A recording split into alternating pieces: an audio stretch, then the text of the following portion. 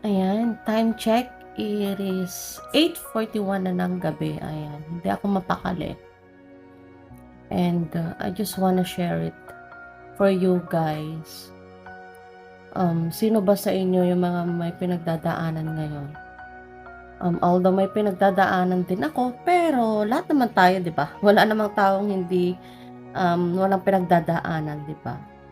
But still, we need to seek first the kingdom of God. Ayan.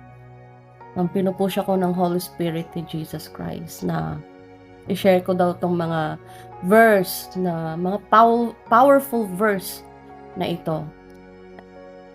Ayan, I just want to share you guys yung mga powerful verse for strength during difficult times. Ayan. Nabibigatan kayo, may mga problema kayo, may mga pagsubok na parang hopeless kayo. Gusto niyo magtrabaho pero parang dahil hindi kayo makahanap-hanap ng mga trabaho is still waiting,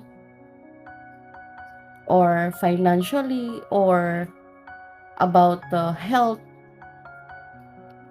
Sabi dito, pinapaalala ng Diyos sa atin sa Philippians 4:13. This is the one na powerful verse ni Lord. Sabi niya dito, I can do all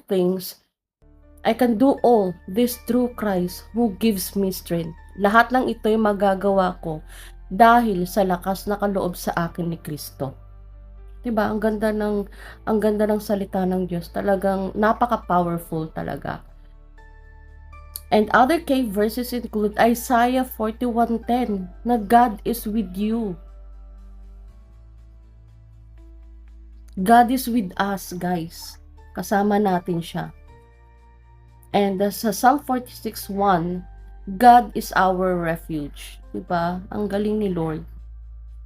And marami pang nakaka-encourage na mga salita ng Diyos dito sa Bible. Sa Psalm 46:1, ang Diyos ay ating kanlungan at kalakasan, isang saklolo na handang-handa sa kabagabagabagan. Ayan, pag nababagabag tayo,